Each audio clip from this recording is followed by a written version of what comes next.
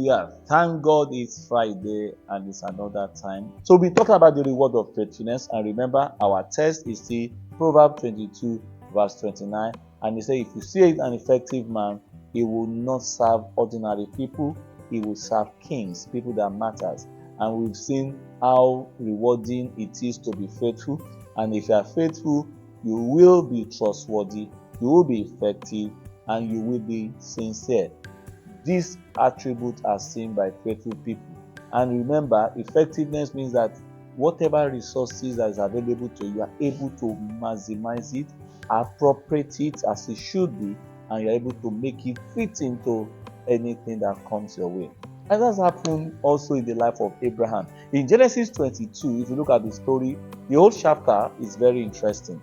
You see, the Bible recorded that Abraham had waited for this child for years.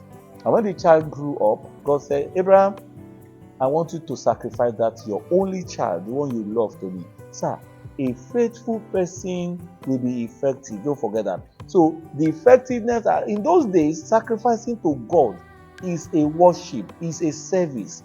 So when God asked him to sacrifice his son, your only son, to Abraham, it was an opportunity to show himself, to showcase his love for God.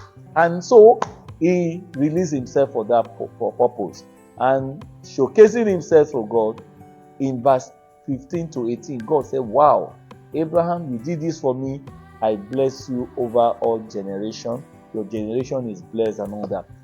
Effective person will always use whatever they are giving appropriately. And look at God's testimony. I'm going to read God's testimony about Abraham.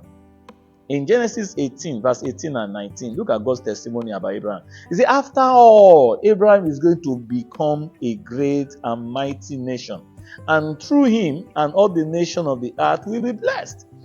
I have chosen him so that he will direct his children and his family after him to keep the way of the Lord by doing what is right and just. In this way, I, the Lord, will do what I have promised Abraham. You could see that Abraham had that character of faithfulness, trustworthiness, and God could trust him, and he didn't disappoint God. I pray when God's going to check on you, may you not disappoint God, so that your greatness can be satisfied. The Lord bless you. Great Friday.